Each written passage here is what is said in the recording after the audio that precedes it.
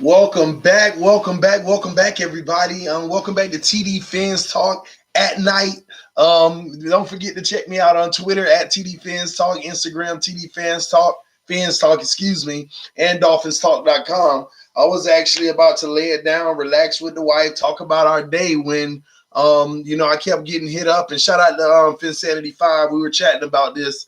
And I see you the first one in the room. What's going on? Y'all hit that like button, guys. But we got breaking news. I wanted to make sure I brought it to you all right away first and let you know that the Miami Dolphins are currently right now working on a 4-year contract extension for none other than our boy King. I'm sorry, I'm about to say King and Drake. I can't even believe I'm going to say that. But Jakeem Grant, ladies and gentlemen. Jakeem Grant is in line for a 4-year contract extension with the Miami Dolphins. Now, this is actually a no-brainer and a shocker at the same time, and we're about to break down why in just a second. But the biggest question of all this is, what is the number? We don't know, but we will find out soon enough. But, man, we got speculation. I'm going to tell you all what I think the number should be. Will we overpay? Will we underpay, get a deal, or will we be right in that sweet spot? Let's break it down and let's talk about it. I'm going to give you all about 1 more minute to come in the room. Obviously, people maybe didn't get the notification. Y'all already know how that goes. For real, 561. Boy, you don't miss a beat. I'm trying D-Wade 561. Oh, for real. Soon as I seen the news, you go live. Hey, man, got to, man. That's what it's about. But we do need to re-sign King and Drake, too. Hey, it's all about the price. It's all about the price. That's what it's about. That's the big factor in all of this. Hard Knocks is on. I don't think you're going to get a lot of viewers right now. Yeah, Will, they'll start piling in. I mean, if you can even watch Hard Knocks, that means you can watch it at any time because it's HBO. Anybody that got HBO should be able to have demand and be able to watch it anytime. Me and the wife were about to sit back, talk about our day and watch Hard Knocks, but this came across and I told her, hey, baby, I got to go to work. Gotta go to work, baby. But yeah, y'all hit that like button on your way in. But let's talk about this for a second, all right? Let's talk about this. Oh, Hillary, she out there. I don't think she's in the chat. She's in the living room or the room right now. I don't know. But she's out there basically reading babies good night stories and all that good stuff. But anyway, let's talk about this, guys. This is actually a loaded situation and an interesting one. Babe, Finsanity5 said, hey. She said, hey, Finsanity, do you miss Amendola? No, not at all, man. You know, he was just a guy to fill in the blank anyway. But let's talk about this Jakeem Grant situation. Now, I called this. I don't know if y'all remember. What did I tell y'all last year? I told y'all this last year, and I told y'all this back in April. I said the Dolphins are crazy if they don't sign Jakeem Grant, King and Drake. Who else did I say? Devontae Parker. That wasn't it. It was others. I just got to think about them. I told y'all that they got to make sure that these guys, before they even start their 4th year, they got a contract extension. This was last year, before those guys got hurt now. I said this. I said the Dolphins, the beautiful thing about Greer and how he got this team set up is that we run such a committee at the wide receiver position. We run such a committee at the running back situation committee that we have the advantage. And if we know that Jakeem Grant and King and Drake is our long-term solution, we better the summer of 2019, before the season start, get the extension right then and there. Let them come to training camp, show what they can do, and if they look the same, let's go. We got to do it right then and there because we're going to save money and everything. You don't let a player play a whole nother season, face a major injury, and then enter a contract year, then you might be in trouble. well, they might be in trouble. So you got leverage to do a deal early. But when King and Drake and Albert Wilson got hurt, I was like, let me slow down on the contract extension. Let's see them 4 games first. I don't know if y'all remember this a few months ago. I said, let's see them 4 games first. And if they balling out, you got to get them in the office, Greer, and do that extension before the season ends. Because you got a few things on your side. Nobody wants to finish that year and face a major injury, and then they losing all their money. They're more inclined to give you a discount and sign that longer deal in the middle of the season. And I said, but if Grant comes to training camp and they see everything they need to see, go ahead and do it. I said this a few months ago. The exact same thing. Now, this did creep up on us because he's been out of practice, so I figured they were going to let a few games go and evaluate him then. But obviously, they already know what time it is. They've seen enough. I've seen his work. When he came back to practice, I told y'all he looked like nothing. He never lost the beat. That we better be working on this extension. And I'm glad that the Miami Dolphins are working on this extension. Now, here's the tough part about it. Are we going to do this the right way, though? Y'all got to let me know in the comment section right now. Jakeem Grant, how much should he get on a 4-year deal? Let me know right now in the comment section. What is your number for Jakeem Grant on a 4-year deal? And then I'm going to give you mine. I'm going to give you the high end, the low end for the discount, and that middle. Y'all let me know in the comment section what y'all think the 4-year deal is. Karen said 25 million, 27.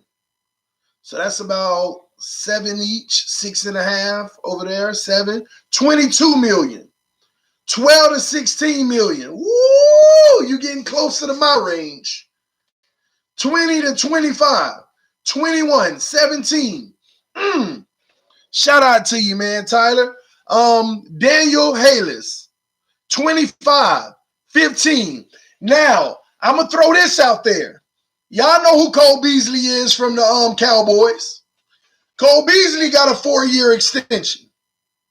And Cole Beasley's 4-year extension, let me get the numbers. Finsanity helped me out and gave me the numbers. Let me see.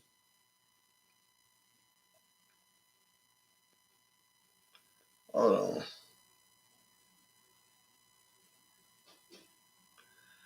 Y'all give me a second. Cole Beasley got a 4-year, $29 million. $7,250,000 a year. That's Cole Beasley. Grant is better than Cole Beasley. So I'm going to ask y'all again, how much y'all think Grant going to get out of this deal? And then we're going to talk about what I think he should get. And then we're going to talk like that, all right? Still no notifications. My bad, David. It sucks.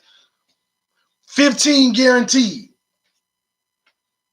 Grant has never done anything close to Beasley. Well, that might, you're correct, but a lot of that has to do with the way our team has been built. Dallas had some of the best O-lines over the last few years, the last several years. Some of the best O-lines, great running games. So it's hard to actually make that comparison.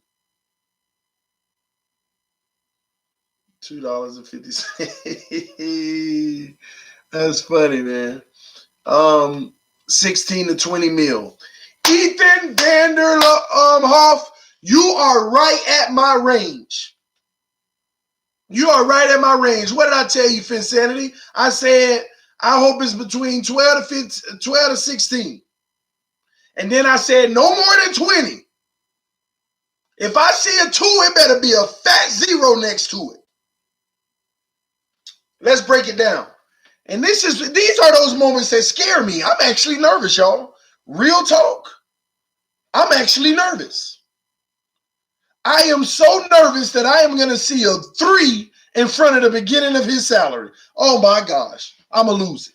I am going to lose it. I am nervous that I am going to see a 3. I really am. I'm like legit, y'all. Because I know what it means. I know what it means for our team's future. And we always talk about pay everybody. Go and pay the man. I'm nervous. I'm going to see a 3 in front of it. A part of me want to say ain't no way in this world. But I'm nervous. Because if I see a 3 come out, I'm going to be like, man, what we doing? What we doing?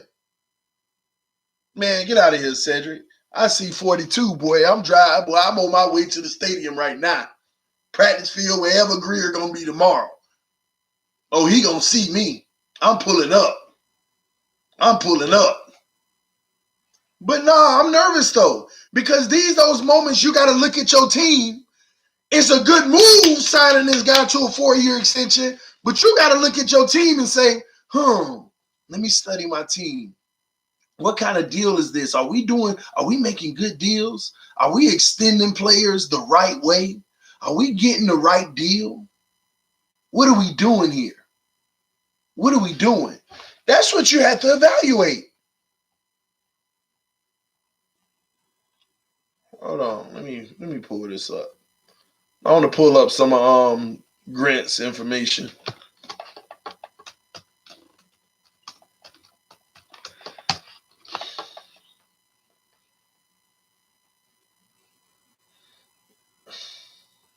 Man, I want them numbers, man. Y'all keep talking all these headlines about closing in. I want the numbers. Y'all give me a second. I'm just trying to pull some stuff up. I want the numbers, man. That's what matters to me. That's all that matters to me. Those numbers, baby. Let's see what that's looking like. Now, we can't forget that he was drafted in the 6th round, 186th overall. He kind of reminds you of Albert Wilson, his story somewhat. Well, Albert Wilson was undrafted, if I'm not mistaken. But he kind of reminds you that he's homegrown. We drafted him. You're welcome, Andre. But listen, y'all. He's never been able to break out, but we all know his skills. We know that he's a huge special teams threat. He's a good guy to have on special teams. And he's a slot receiver weapon, jet sweep weapon, screen weapon. I mean, just a good slot receiver overall. We know that he can be very successful in this league, given the opportunity. But it's all about the money, y'all. It's all about the money. I'm one to say, please don't get this man over $20 million. Let me tell you why. First and foremost, the Dolphins are the ones who have the leverage right now. They have to recognize that they're the ones with the leverage right now. Jakeem Grant, how you doing? You and your agent. Let's just keep it real. We want you here in Miami. We brought you in because we believed in you. We love you as a player. This is home for you now. That's how we feel. Now, we're not trying to get ridiculous and give you crazy money, but we do want to take care of you. And I'm hoping that both of our side and your side, we can reach a mutual agreement to where we're both happy and not being unrealistic. So what we're thinking is, we have to explore everything that's on the table here. Truth is, you did just come off of a major injury that ended your season last year. And we still think that you have the potential to be the same player you were, if not better. But we have to take that injury into consideration. You did. You got paid despite being injured. But at the same token, we're willing to extend your contract an entire year early. And the security that's going to give you, Jakeem, is the simple fact that we don't want to put you out here this year and you re-aggravate that injury. Or it's another injury and now your value is shot. Your value is shot. You can't even find $1.5 million a year out here on the open market. And we want to go ahead and secure you in now just to show our appreciation that we want you here. So what we're proposing is to give you not a 3-year, like most players in your situation we would give, but a 4-year extension. And we want to make that around $17 million.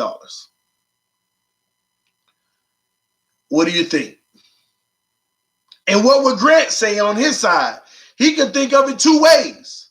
He got two options. His agent. Well, here's how we see it. My client believes in himself. My client believes that you should just go ahead and play him this year, and he'll prove it. He's not worried about the injury. He's willing to take that chance and hit the open market, unless you can come to our terms at whatever that number is. Whatever that number is. Or, we like those terms. But let's talk about the guaranteed money. Because believe it or not, y'all, a lot of times, that's what it boils down to. The guaranteed money. See, you can offer him a $30 million contract, but if you only guarantee 15, in essence, it's only a two-year, $15 million contract. Think about it. That's another way that teams get over on these players. We want to offer you a 4-year, $30 million contract, $15 million guaranteed. That's a 2-year contract. That's a 2-year contract. After that, you're on a year-by-year basis because they can cut you and take no loss. Take no loss whatsoever. Will this extension affect this year's cap? Because maybe that'll affect the numbers. He was only supposed to get $720,000. It very well, it should affect this year's cap. Finsanity. It should affect this year's cap. But depending on how they structure it, believe it or not, it can affect it in a positive way or a negative way. Just depends on how they structure it. How much cash they want to give them. What is the signing bonus going to look like? All those things matter. But that's why I don't buy into these people getting these 4-year, $50 million contracts, $25 million guaranteed. That's a 2-year contract. That's a 2-year contract. Just because it say 4 don't mean it's 4. You always got to look at the guaranteed money. That's your contract. Now, if you live up to it, they can keep it going, but it's their decision. The only thing you need to pay attention to on NFL contracts is the guaranteed money, because that's going to tell you how long they're going to be on this roster if not traded. Guaranteed, at least. That's the reality. But the agent's going to be talking about, see, you got to understand, the token that they holding over Jakeem Grant head right now that got his eyes open is it's 4 years. Players that come off of injuries like that, that's, smaller receiver, you might can find talent like that throughout the league here and there. Not likely, but, you can find them sometimes. But, 4-year extension? 4. Oh, we talking 4. We talking 4. Not 3 and not 2. We're talking 4. Okay. All right. What's the guarantee looking like? That's the question. That is going to be the biggest part of this. What is the guarantee? I'm the type that says give them a lot guaranteed, but make that contract lower. $17 million. They're going to be something like it's going to be like $17 million, $11 million guaranteed. $17 million contract, $11 million guaranteed.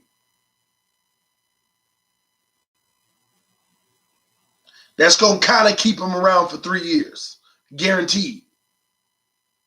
That's where my range is. It might go as high as 20. It might be $5 million per year. $20 million 4-year contract with about 12 or 13 guaranteed.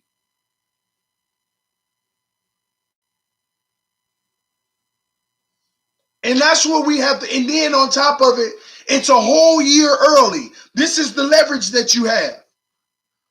You think a player like Jakeem Grant coming off a major injury want to take a chance going out there on that field and hurting himself again? Blowing $20 million like that? Now next season he looking for a 2-year contract or a 1-year deal for $2 or $3 million? A 6th-round pick who's used to making $700,000 a year? After taxes around 400 and something? That ain't chump change in our world, but for them, he want his first payday. And I hope Greer and them recognize that. I hope they don't think that come on, man, we got the leverage. You don't jump at anything and just throw all kind of money out there. 4.19 speed don't come along often. Lock him quick. Hey, you could be 4.19, but can you get off that line of scrimmage when somebody playing you man-to-man, tight coverage, bump and run? That's something you got to ask too. He ain't been great at that. Bump and run. 16 million is my prediction, TD. Man, I hope they shock us. I hope they shock us. I hope Greer figure out a way. We come back and be like, 4-year, $12 million, $9 million guaranteed. Oh, yes, we guarantee more on a ratio perspective. But yes, boy, shock me, Greer. But yeah, 16-20 is my final. 16-20. But boy, I'm nervous. Does it not have you nervous? Because these are the decisions. What if you run out here and get this man $7 or $8 million a year for 4 years? Oh, what are we doing? What are we doing? 4-year, $20 million with $10 mil guaranteed is my prediction. TD, it's on the O-line. We got to save money for that too. TD, you're going to live stream your reaction to the Canes versus Gators game on Saturday. Is it this Saturday? I might. Building a core. This is the second core contract. But he's not the only one. You got a lot of guys that's coming up for their contract like this. Kenyon Drake in the same situation. But some of y'all who've been around here talking about Drake and loving on Drake, I wonder why they ain't talking to him before Grant. I ain't even got my water to sip on that. I ain't got my water to sip. Good stuff as always, TD. Any news on the Fantasy League at tomorrow? You'll get it, bro. It'll be coming out tomorrow. Y'all, it's going to be exciting, man. This tells me Stills is getting traded for a right tackle. That don't mean that. It might mean Stills getting released next year. He might get traded, but it does mean that he's getting released next year. He ain't going to be on this roster next year. That's a great chance. You might be spot on with that. I'm not sure about this year, though. They can tag Tunsil for 2 more years. I don't think the Dolphins are going to tag Tunsil. I don't think they're going to tag him. They're not going to do that to Tunsil. I don't think they would do that.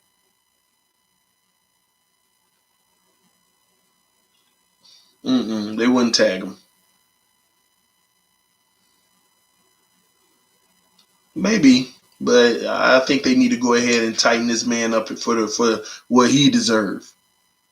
That would be so backwards. If you want to tag somebody, you would have tagged Xavier Howard before you tagged Tunsil. Am I wrong there, y'all? You would tag Xavier Howard before you tag Tunsil. You give Tunsil the money and then tag Xavier. So that's why I don't think they'll tag Tunsil. This man ain't been injury prone. He ain't showed no signs of, but we just don't. You're supposed to tag a player because you just don't know if you want to commit to that big deal yet. That's just the general rule of thumb. I know that ain't what it's called, but that's what the teams use it for. Tunsil has a 5th-year option. Yeah, but even that, they should be, and I know they went on that, but they should be getting ready to re-up that long-term deal for him. We need to start keeping our young studs instead of trading them for nothing. Yeah, but here's the problem with that. All we got on the team is young studs. You can't keep them all. You can't keep them all. Look at the Cowboys just signed a $55 million deal to that linebacker. It's going to make it harder for Ezekiel Elliott contract now. And they got to pay Dak, and then they come out and talk about Jerry Jones said, Dak belongs to be one of the highest paid quarterbacks. Oh my gosh. Just nasty words. Crazy. You look up, you ain't gonna have no cap space.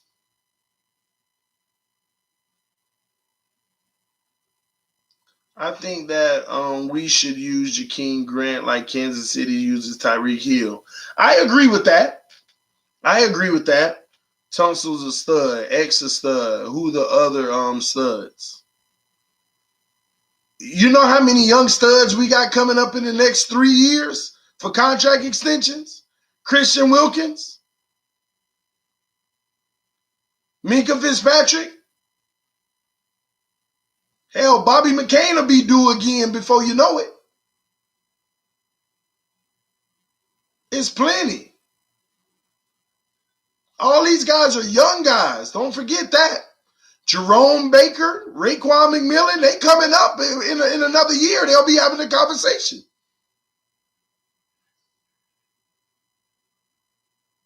One year go by, you look up there in their second year. Next thing you know, this is a contract year before they fourth one.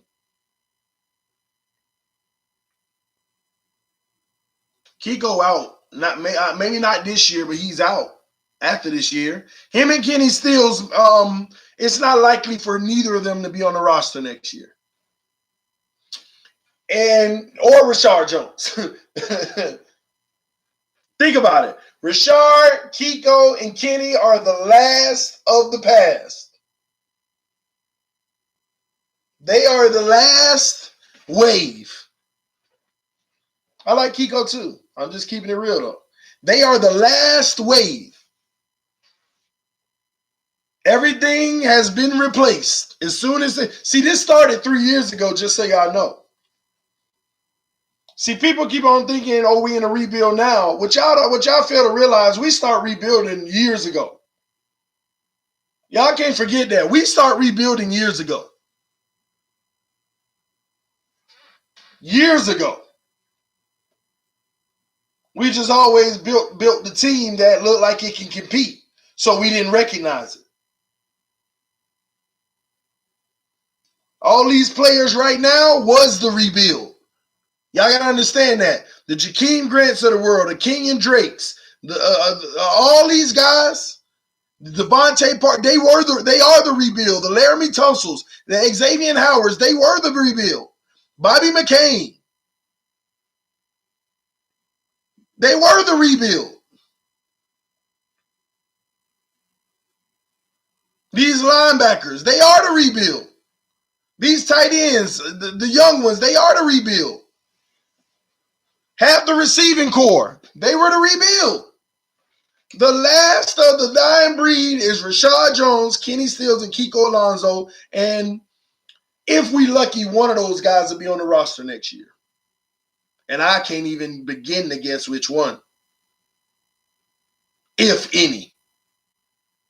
And at that point, we will literally be able to say we are officially a rebuilt new team.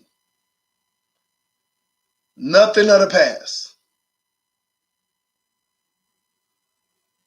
That would be it. Jason Sanders, the rebuild. It's all through the roster. You just got to pay attention. We started this years ago, and I noticed it. The entire time. Minka equals rebuild. Yes, he's a part of the rebuild.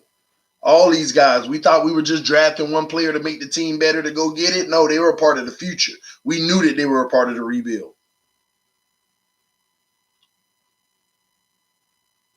Jerome Baker, yep.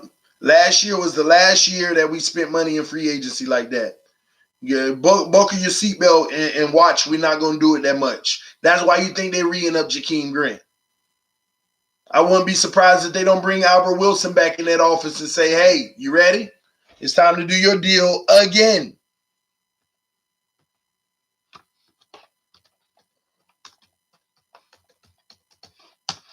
Let me pull up this NFL contracts spot track.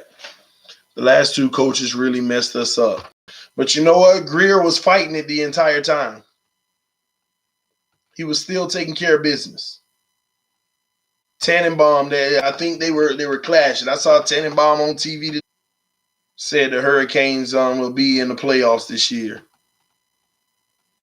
Only thing he ever said that I agree with. I think he's been hurt or missed some games every year he's been a Dolphin. Who are you talking about, C007? Who are you talking about? You talking about Grant? Let us know.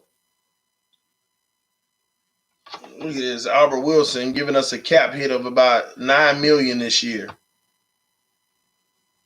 It's a lot of guys, man, that their contract is see, Albert Wilson was on 3-year deal for us. Next year is his last year deal. So next summer they might be talking to Albert Wilson for an extension. Okay, hold on, dead cap. Yeah, even in 2020, Albert Wilson would only be 1.3 million dead cap. He ain't safe. They may either release him after this season or restructure his deal for a new deal. I don't know if I'm going to go to Gators versus the U, so y'all know. So Albert Wilson is coming up next year. It's a lot of people coming up. I got it up right here. If y'all never look at Spot Track, that's all your contracts, man. That's all the contracts. Look at it. Devontae Parker, $4.8 million this year. Not to mention some of these guys on the defensive line, too. Man, Rashard Jones, dead cap this year. We cut him $25 million, but he's a cap hit of $17 million right now. This is brutal, man. But what about next year with Rashard Jones? They ain't even realized that. Even next year, Rashard Jones would be about a $10 million cap hit. Dead cap if we cut him. And we got to pay him about almost $16 million if we keep him. Still charging us. But let me pull up Jakeem Grant contract because I need to see that.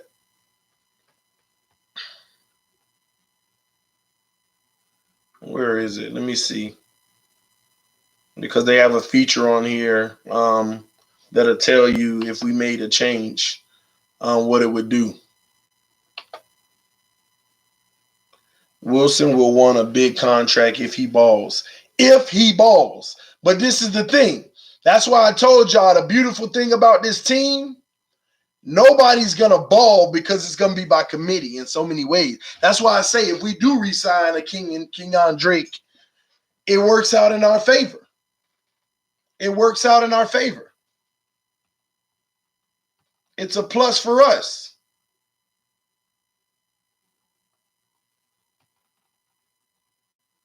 Hold on, I'm pulling this up now.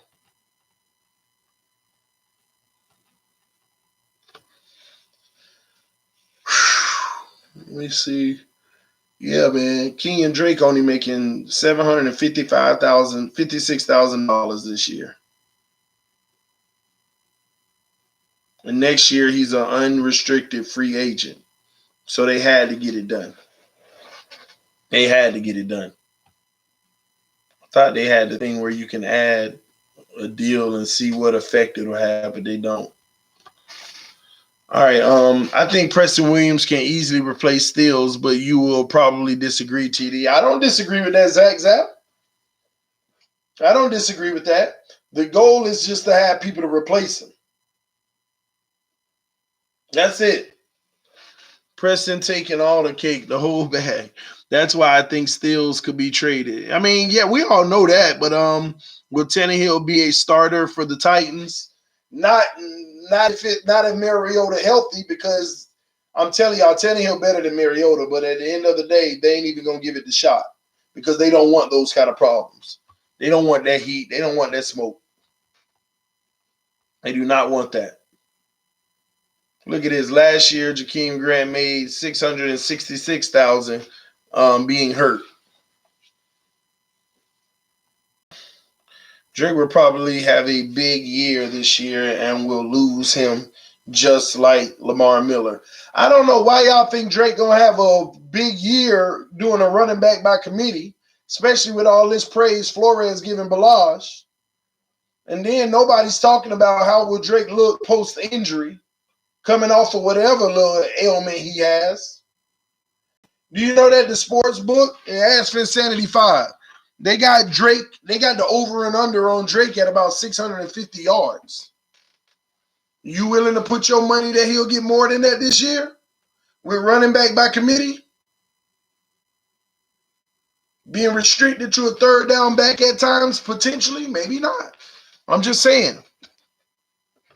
A 650 over under.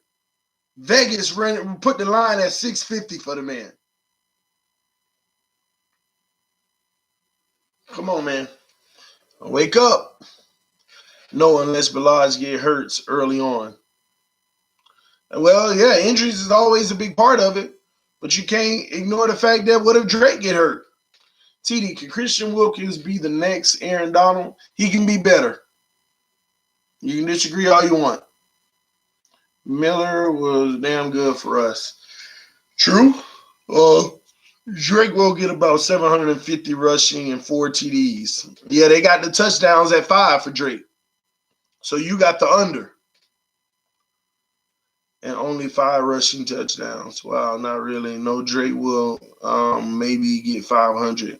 Aaron Donald is probably the best defensive tackle ever. Come on now. Yeah, I mean, he probably is one of the best ever. But I'm just saying, we talking about what Christian Wilkins could be. I don't know, but I just talk about what he could be.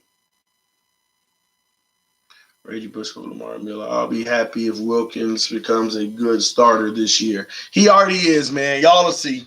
Y'all see. When we winning these games and we packing up these W's, you'll see. I think it just depends on each week. If we face a weak linebacker core, Balaj, or if we face a good linebacking core, Balaj. Trying to limit that man to just a weak linebacking core. Like that's the only time he can get off. Come on, man. Put some respect on Balaj's name. Balaj, 553 touchdowns. You heard it here first. Balaj, 1,000 yards, 7 or 8 touchdowns. 1,000 yards, 7 or 8 touchdowns. I'm going to go ahead and say 8. Kalen Balaj, 1,000 yards, 8 touchdowns.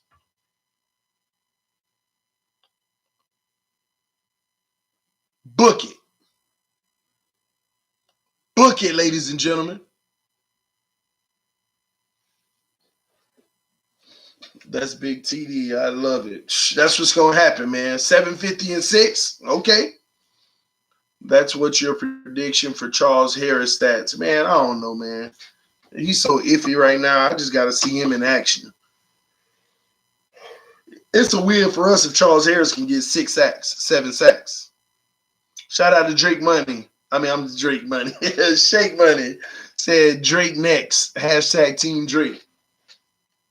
He might be. I know good and well he better not get no crazy deal. Hell, as far as I care, I'd be willing to even go out on the limb to say Jakeem Grant might make more than Drake. Change my mind. Man, how many receiver yards do you think Grant will have? Somewhere around 800. I think he can put up 800. TD, you might have to do an over-under video. I can do that. What happened to running back by committee? It is going to be by committee. Balaj, first, second down, Drake, third down. And Balaj going to do all that and do committee and still get 1,000 and 8 touchdowns. Book it. Drake, the New England Patriots destroyer. 800, so he's going to be our leading receiver. Nope. We're going to have 1,000-yard receiver as well. Parker getting traded. Fitz will air it out all day to them boys. See, it's that ball gonna be going everywhere. Watch. I feel Harris and Jaceki play average this year, and it would be a win for them. Um, cool. Rosen looked like he can be great. We ain't got time for look likes or look-alikes. We need you to just be it. But time will tell, man. We ain't in no rush with Rosen. I think he'll be special. We'll just take our time, let this man mold into an NFL quarterback. For the first 4 weeks, I bet Preston Williams gets 1,000 yards receiving. I'm not going to go that far because he got to be on the field a lot to have that happen. He's going to play. But, I mean, I can't sit here and say he going to be like a number 1 or number 2 receiver off rip. I just can't do that, man. Let me see what this is.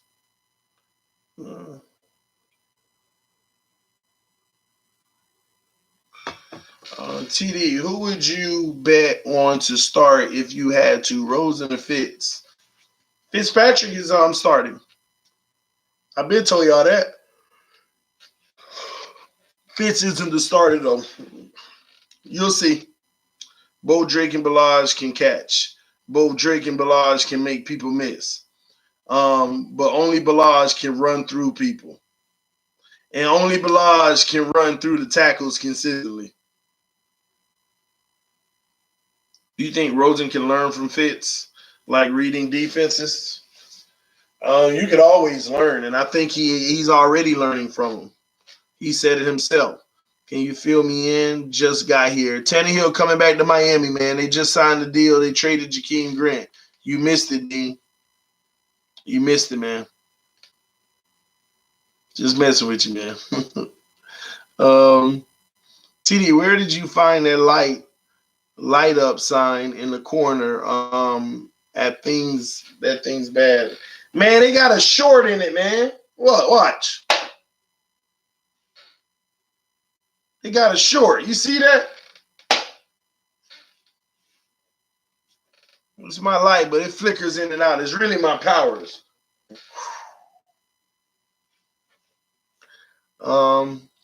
Actually, my orange light is over in the corner of the room, so that's why the room looks orange a little. I don't know if y'all noticed that, but the room looks a little orange. I was about to say that. Say that's good. It's no need to rush Rosen. He's the future. Yes, sir. I'm just saying I put Rosen out one. Why? Why? What purpose? There's no purpose to start him week 1. Flores told y'all today, he's not one of those believers in that sink or swim type thing, especially when you don't have to. Let him take his time, let him learn. You know, the younger guy may just not be ready yet. And he named like 4 different greats that's all going to be in the Hall of Fame who all started their career behind another quarterback and then got their chance in year 2 or year 3. I thought it was supposed to do that. Nah, it ain't supposed to do that, man. Now it want to act right. Usually I can't get this constant good light. I like Rosen over Ryan. I do too next year. I thought I was. Everyone needs to calm down on Preston. He is special, but we got to wait. Yeah, I mean, I feel the same with Preston. I feel the same. Yo, my boy, you look like Brian Leftwich. That's all right, man. TD, can Guavon plays Kiko? Yes, he can. Yes, he can. No question about it. Baker already in the middle. Iguavon replacing Kiko. We'll see who on the outside. So if Rosen sits the whole season, you think Flores passes on the QBs next year? I keep telling y'all we passing on the QB next year. I don't know why y'all keep thinking we getting one. I'm trying to tell y'all the QB is the last thing we gonna get. If we get him. And that's if Rosen don't work out. Next year's draft, and here's how I envision it. Kiko gone, Kenny gone, Rashard gone. But Rashard gone, we still got the players we need at the position. Don't need to draft there early. Kiko gone, we already got the players at the position now. Don't need to draft there early.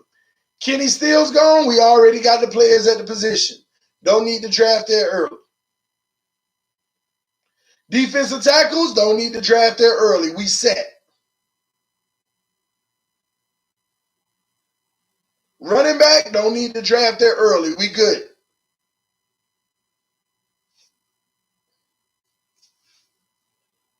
They're not going to draft a quarterback in the first round, nor the second round, if you ask me. First round going to either be a defensive end or offensive lineman. Second round, defensive end, an offensive lineman, or a cornerback. Probably a great place to get your starting cornerback, cornerback, opposite Xavier Howard in the second round, if none of these guys step up that we have right now.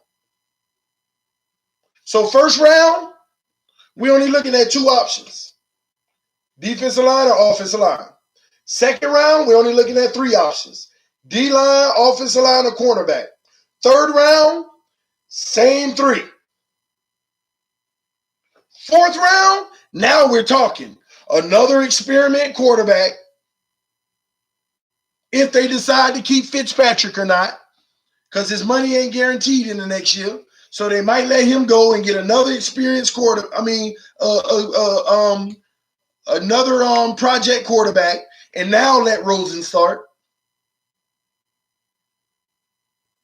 But what it's going to do is next year after the draft goes the way that I just told y'all, we ain't going to be missing the beat on the defense. It ain't going to be a position that we feel like, oh, we need to get some help other than depth, but that's fine. Ain't going to be a position.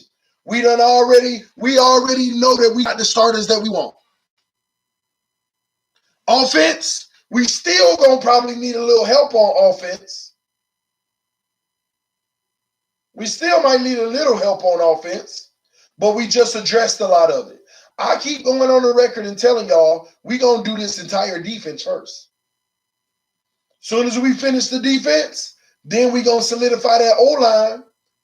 And by the time we done solidifying the O-line, we're going to know if Rosen is the guy for the future or if we're going to get our first round pick in 2022. Quarterback. We'll know in 2022 if we need to draft a quarterback in the first round or Rosen is the answer, because it'll also be the last year of his deal. We'll know. We'll know. He ain't going to do nothing special this year because he's coming behind Fitz, so his value ain't rising. And in 2021, if he plays well, I don't see him having no 50 touchdown, 5,000 yards, but if he plays well, then we know we got our guy and we still might get him for a good deal. What if we determine that Rosen is the guy, but now we get him for a 4-year, 5-year deal worth up to 18, 19 million a year? That's doable. That's realistic. Because it ain't like he had a large sample size to say that he warrants a $30, $40 million deal. That's how you want it. We ain't going to figure out our QB situation to the year 2022. Facts. Don't mean we ain't going to win, but that's my take. 2022, whoever's starting is who we feel needs to be our future. Don't mean they still going to work out, but I'm just saying. That's my thoughts. Rosen got 2019, 2020, and 2021 on his current deal where we're only paying him $2 million per year. Win.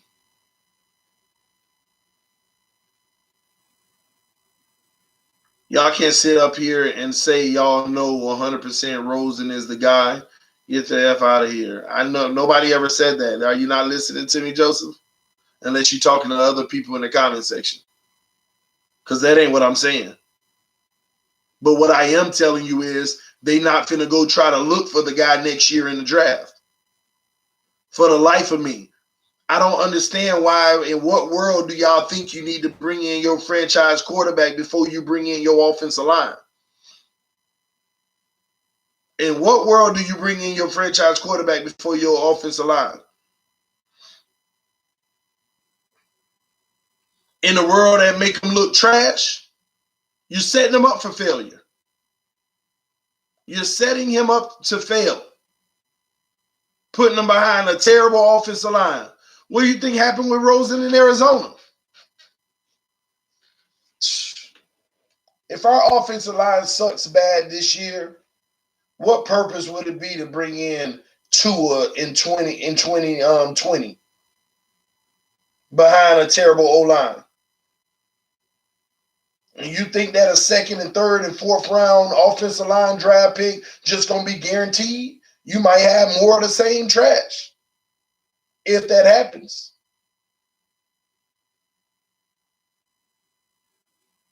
And then Tua will be out here looking like Murray did the other night.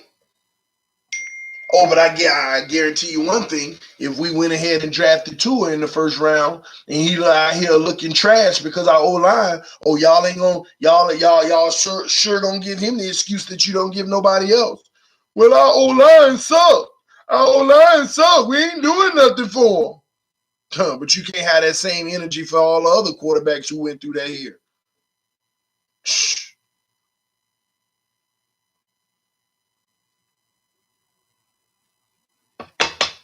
You're right, Finsanity 5. Every year, our fan base is calling for the next new Dan Marino.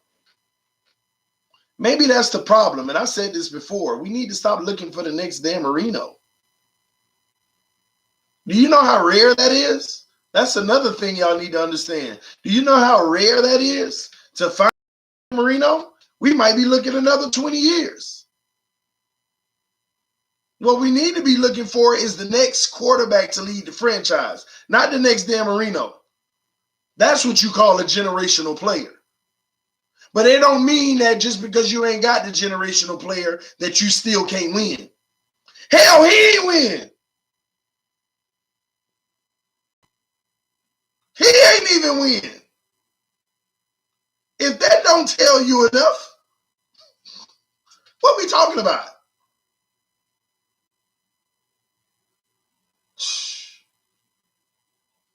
I settle for the next Fiedler. I settle for the next Pennington. Hell, I settle for the next Tannehill. Don't beat me up. Do you think a fullback in our offense will make it better? It'll make it a whole lot better. Y'all just wait for it.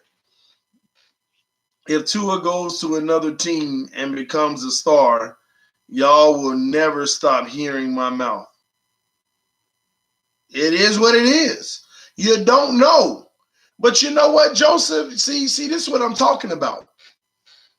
If Tua goes to another team and becomes a star, you'll never hear the end of my mouth. That's like me saying if Tannehill goes to Tennessee and win a Super Bowl, you'll never hear the end of my mouth. Because if Tannehill goes to another team and win a Super Bowl, we all know that they had stuff that we didn't have around him. So don't give me if Tua goes to another team and becomes a star. Just like Patrick Mahomes. Does Patrick Mahomes not have everything he needs around him?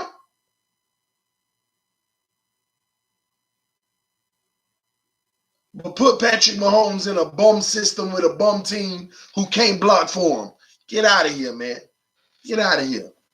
I don't know why, for the love of me, man. Y'all want to ignore that. It kills me. You only want things to fit your narrative. You want to ignore that this same guy that can go to a team and become a star can also go to a trash team and become a bust.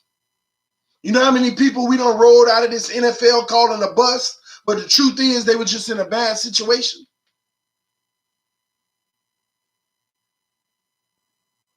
They were just in a bad situation. Terrible O-line, terrible coaching, however you want to put it. It's a lot of people like that.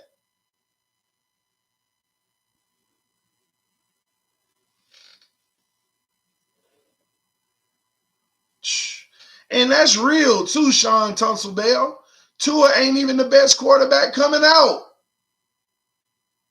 He's just the most popular. And it's sad that that's what matters now, the most popular.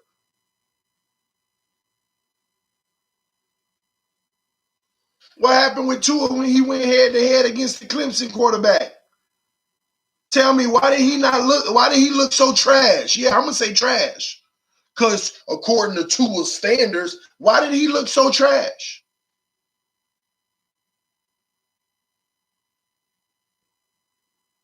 Help me understand that. Why did he not look like Tua? Why didn't he look like the prototype take for Tua? Why he ain't look like that in the biggest game of college football? And I love when some people come at me when I say that. It was one game. No, it wasn't one game. What it was, he finally ran up on another team that had nothing but 5-star players on it, just like his team.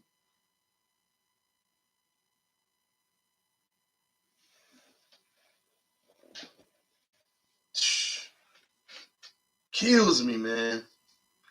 For the life of me. The beautiful thing is, I'll ask people, I have conversations about this with people. I'll say, tell me what Tua does well. And you know what I hear? I hear those general ESPN terms.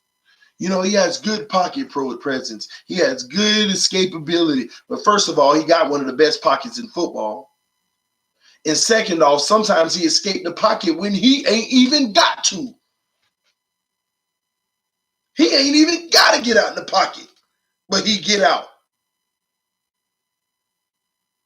Oh, he has great touch. Let me tell y'all what great touch is at Alabama.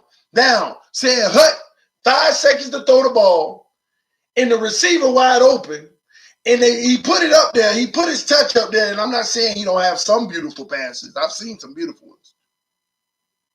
But truth be told, almost every quarterback has some beautiful passes.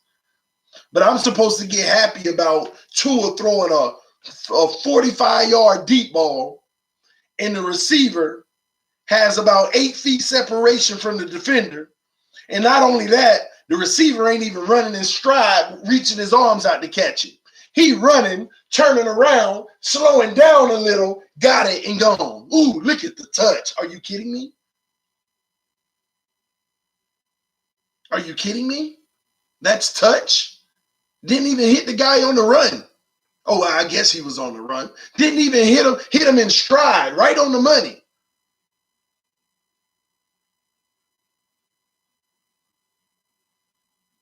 Y'all glorify quarterbacks that get to benefit from that luxury of wide open players, of a great running game, multiple threats, great O-line that give them all day to throw the ball.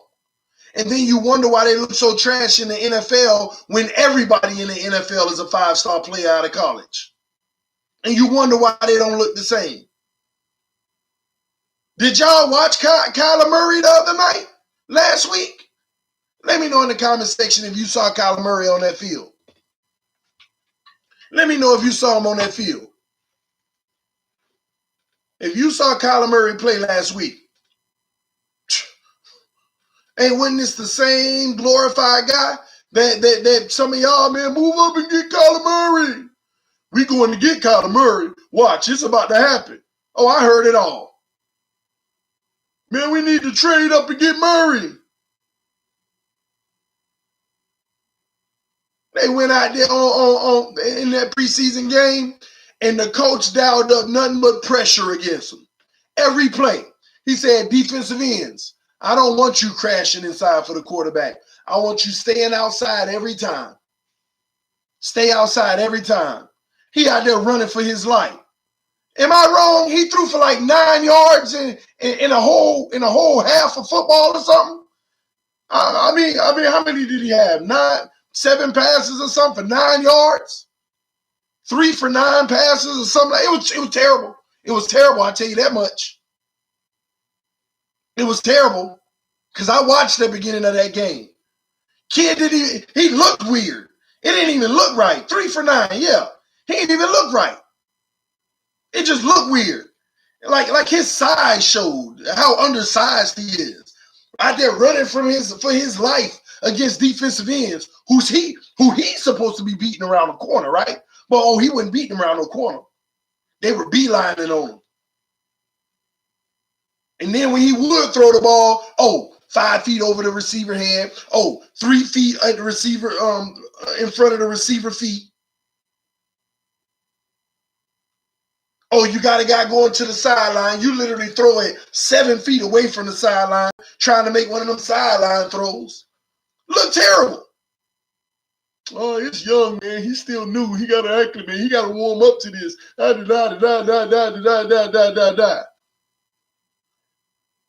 This your first round pick. You either got it or you don't. You either NFL ready or you don't. You don't pick nobody in the first round, number 1 overall, unless they NFL ready. So don't give me that, he got to, he's still young. He's a rookie. You can't put that much on him. I can see when he was picked number 17, number 12, 13. But number 1 overall, they'd have been better off getting a right tackle or a center or a left tackle. They'd have been better off. It would have been more beneficial for that team. Way more beneficial. Way more, man. And I keep saying the same thing, and people get mad at me too. They get mad at me when I had this conversation. But they ain't got nothing to say, because what I'm saying, these are facts. We glorify the college quarterback who has a big name because he's a national championship winner. He went to the playoffs. He won a national championship. He's the biggest name coming out. And you go look at his college film, and all you see in the highlight reel is 6 seconds to throw the ball every time, wide open receivers, a great running game. And it's hard to even grade him. And then the 3 tough games he played in college, he lost 2 of them. I'm not just talking about 2, I'm talking about in general. They may play 3 tough games in college football in their career, like big major ones, and lost 2 of them. Oh, that was only 2 games. Look at his whole body of work. You mean that easy body of work? And they come in the NFL looking like bums, man.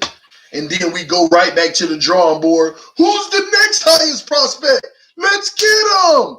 Repeating the same insanity over and over. Same insanity over and over and over. That's why Flores mean what he says whenever he's scouting and drafting players. Do they got good eyes? Do they got good hands? Do they got good feet? Are they leaders? Are they selfless? That's what matters, man. That's what matters. You should be evaluating these players in the toughest situations, not the highlight reel. You want to learn something about a player, go look at their lowlights. I see you, Fins Matthew. Fins Daily with Matthew. I see you, homie.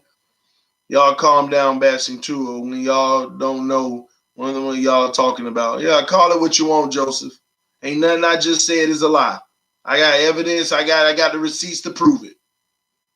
I'm waiting on you, Joseph. Why don't you enlighten the people on what happened to Tua in the national championship game? Was it just an off day? Was it just an off day? You let us know. Since we don't know what we talking about. That's why we asking you to enlighten us. The floor is yours. Did the defense show up? I'm going to play into your hands. No. And the defense ain't show up. Did Tua show up? Did Tua show up? Because I promise you, if he showed up, it wouldn't have mattered if the defense showed up. Because if he showed up, we would have been asking her, hey, did they defense show up? I can tell you that much. Okay, then it's a team game. It wasn't all on Tua. Oh, I never said it was all on Tua. I'm just talking about the praise they giving him like he deserves to be the #1 overall pick next year. There ain't no evidence that would suggest that he should be the #1 overall pick. Can you enlighten us on that, why he should be the #1 overall pick?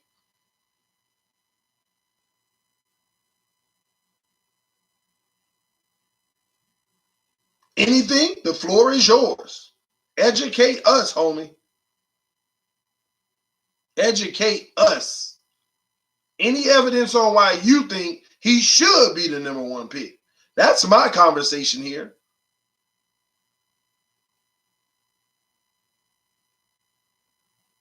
That's all I'm saying. And I could be wrong. This kid can come in the NFL, light it up against the toughest defenses ever. I could be wrong, but all I have to go off of is the evidence I've seen. I ain't seen him light it up against nothing tough yet.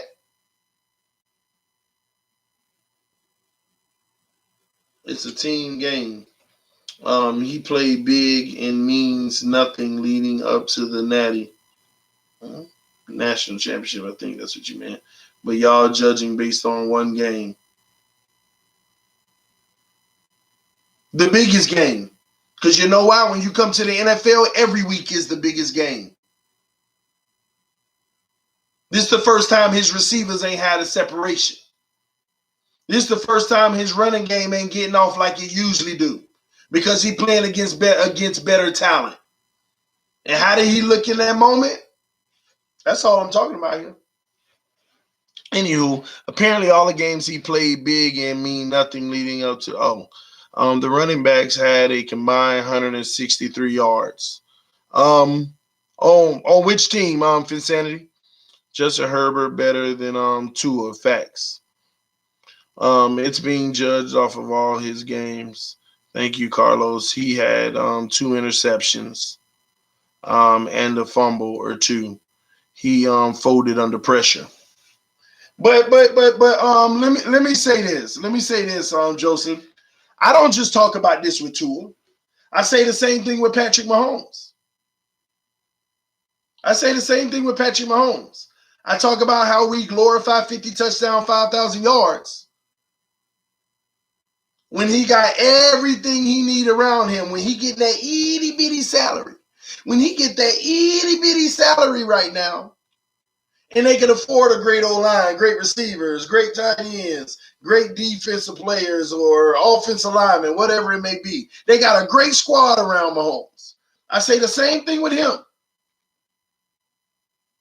Then they ran up against the Patriots, who also have a great squad, better competition, great coaching, and made that man look terrible in the first half.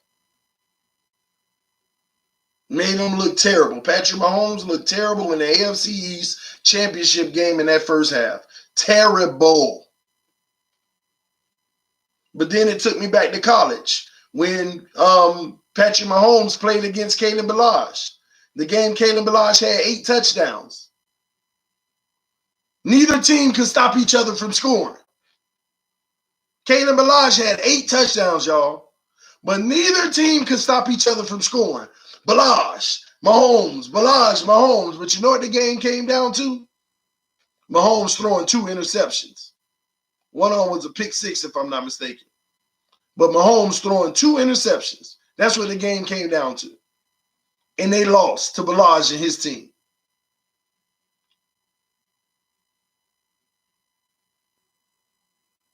See, when it get tough and you put to the challenge and everything around you ain't dominating like it used to, how does your quarterback look then?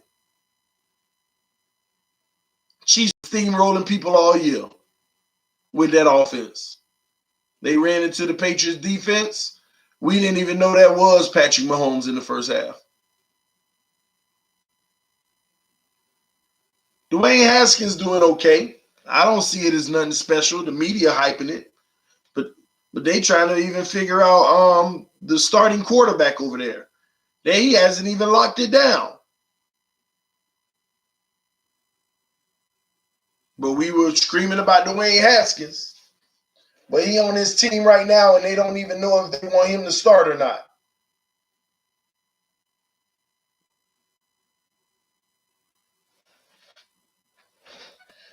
QBs are supposed to elevate a team, not the other way around. Drinking the Kool-Aid, man. I actually think it's the other way around.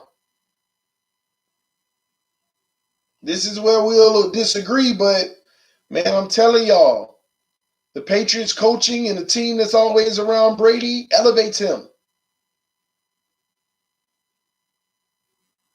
Elevates him, man.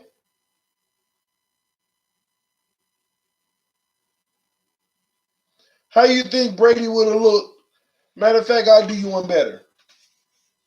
Name a tight end for the Dolphins that just was no good that we had. Just name one. Y'all help me out. Name a tight end for the Dolphins in the recent history that just was no good. No good, I said. Charles Clay was actually good. I like Clay. I actually like Clay. I really did. True. See, upset, and if you are upset, watch some Bama. Fasano was dang good. Yes, he was. Cameron Jordan. Okay, let's use Cameron Jordan. Replace Gronkowski with Cameron Jordan. Do the Patriots win those Super Bowls? All of them? Replace Gronkowski with Cameron Jordan. Do the Patriots win all those Super Bowls?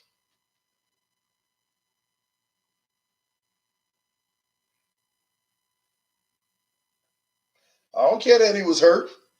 Just simple question. Replace him with Gronkowski. Do the Patriots win all those Super Bowls?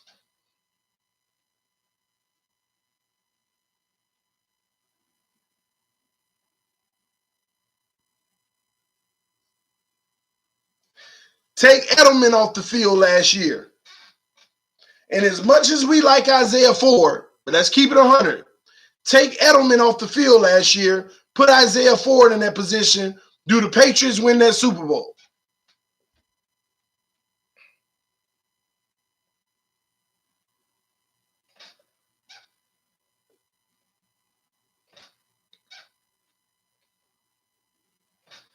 Not at all. Not at all. So don't give me quarterbacks supposed to elevate players, not the other way around. You need reliable guys around your quarterback. And those reliable guys make your quarterback look good because they don't drop them pretty passes. They don't drop those amazing lead passes. They don't mess it up. They don't mess up the good work that the quarterback does.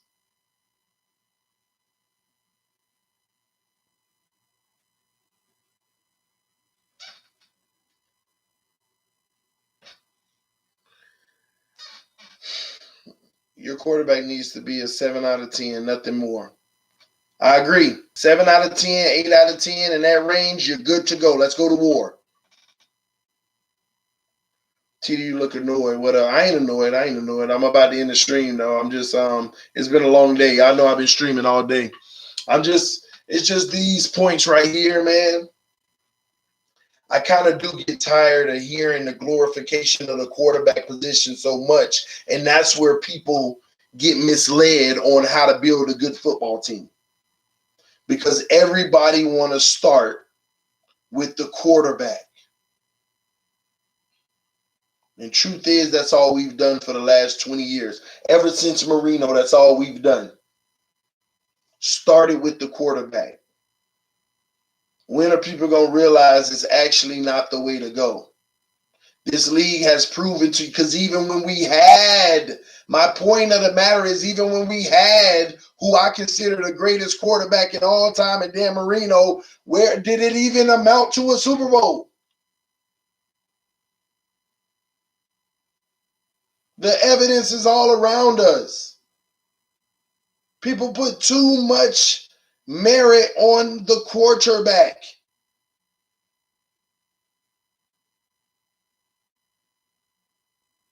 Too much. And the crazy thing is, I don't even know where they got that from, because ain't no quarterback ever did it outside of Brady consistently that didn't have a good defense. And they did, but y'all get my point. And even Brady told y'all the secret sauce, and y'all ignored the GOAT himself. He told you the secret sauce. I was one of the least paid quarterbacks because I enjoy the competitive advantage of having better players around me. Because I like to win. That's why I get paid less, because I like to win. Because he realizes if he was getting paid $30, $40 million, he wouldn't win. But the quarterback is supposed to be the reason you're winning, right? But one of the greatest of all times in Tom Brady is telling you if I got paid more, we wouldn't win. So that's why I'm not the highest paid, because I enjoy winning. And I enjoy the luxury of having better assets around me. It's like the common sense things, but we want to ignore it and keep glorifying the quarterback, man.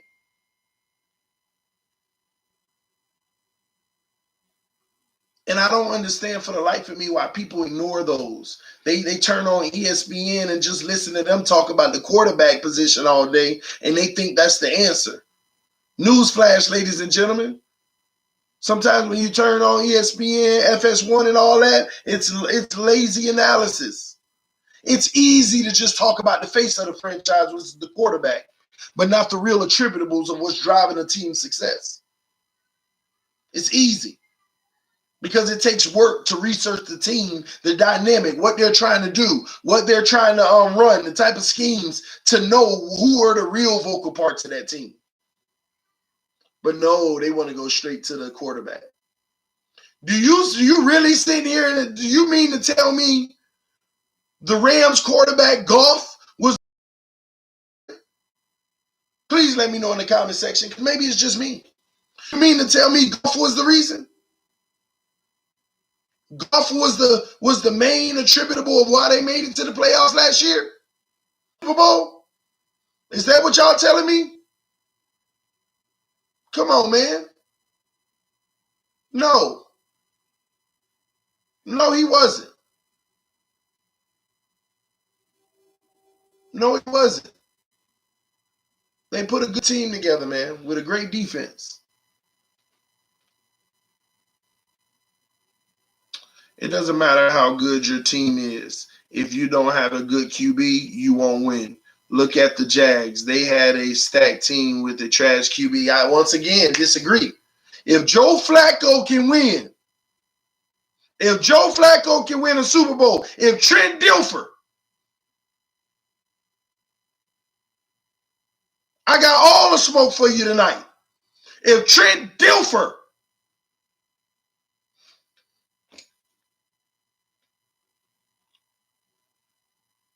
if Eli Manning,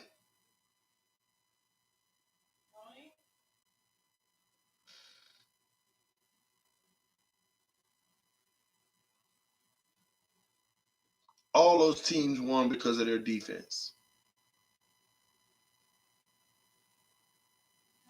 Yeah? Okay. All those teams won because of their defense, not their quarterback. Flacco was actually an elite quarterback when he was in his prime. No offense, Daly. Flacco was a good quarterback that got paid, and right when he got paid, they couldn't afford the weapons around him. Then he started looking like a bum according to everybody else. See, that's what happened. When the quarterback get paid and they can't afford weapons around him and the team don't look the same, now all of a sudden the quarterback is a bum. He ain't the same quarterback. Maybe it was never the quarterback. Maybe it was you giving him all that money and then you couldn't keep all the talent around him.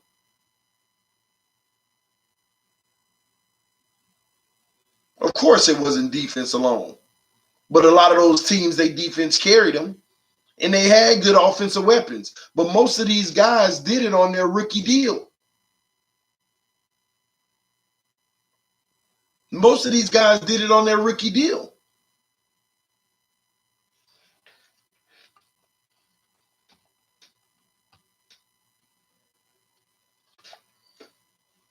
See, the people who pay close attention to football know you're right.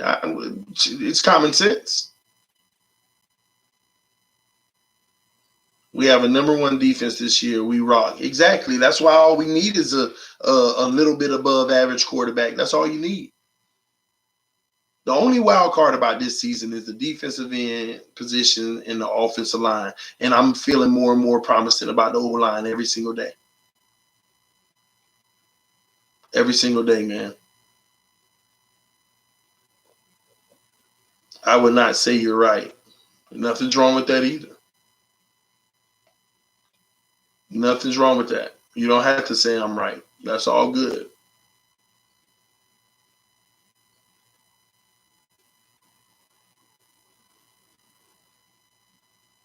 Oh, and Flacco has Ed Reed, Ray Rice, Ellerby.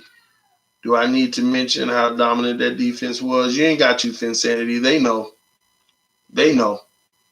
Trust me, they know. They know, they know, they know. The realest on the rise. TD, if we're you, I would make a video on Charles Harris and his development. The beat writers have been raving about him. I'm gonna be honest, Ethan. I need to see a little more for him before I even do that. I'm not a beat writer. I'm not in agreement about raving about him right now. I would like to see more. Yeah, he had a good game, but I like to see more consistency of him doing that first. Just my take, man. That's why Marino didn't win the Super Bowl against San Francisco defense. Yeah, they got to be kidding me with that. Always want to talk about you needing the lead quarterback. We have hit them with the auto tune. The Dolphins will buy themselves an O-line next offseason. That's all this team needs to start winning. I actually agree with that, Rhea. That's my thought process on what's going to happen. All that money we got next year, and don't get me wrong, we're about to spend some of it. But man, I keep on telling y'all we're gonna be great this year, but next year, man, it's gonna be something nasty. People gonna hate us. They're gonna hate us. But y'all, I've been long enough, man. It's your boy TD from TD Fans Talk, home of the real Miami Dolphin fans. Thank you all for tuning in tonight. Had to go ahead and give you the Jakeem Grant news. I can't wait for us to get the details on the contract, how much money we're talking about. It's so convenient that they did this the day before they're not going to have practice. I'm sure they're not going to have any practice tomorrow, right before the game. Maybe a walkthrough. I'm not sure.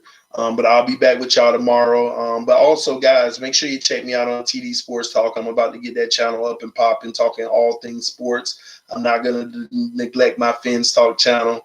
But that channel, I'm going to be doing all type of videos on different type of sports. So if you just like sports and want to hear from TD, I'll be giving y'all the updates of the latest that's happening in the sports world, whether it's football, basketball, some of everything, guys. Not so much baseball because I don't follow baseball that much. I actually do, but I don't. I'm not like an avid baseball watcher, nor do I just follow one team specifically. But y'all check me out on my other channel, TD Sports Talk.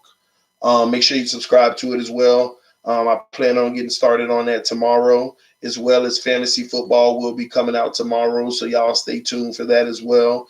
Got big things coming in that regards. I'll probably do a live video giving you the parameters of what to expect and those who want to participate, how you can get in, first come, first serve basis. I've already had several people emailing me and saying, hey, make sure I'm in on that. Some people, hey, make sure I'm on the money one. Some people, hey, I can only do the free one. It's all good, man. I'm going to let y'all know what it is tomorrow. I thank y'all for y'all love. Thank you for your support. Again, make sure you check out TD Fin Shop. Check out the merchandise that I have in there. If you want to show your love and support, you can purchase something there in the store. I got all type of stuff in the store. Even if you just want to spend $3 or $4, we got stickers, all type of stuff, man. It's crazy.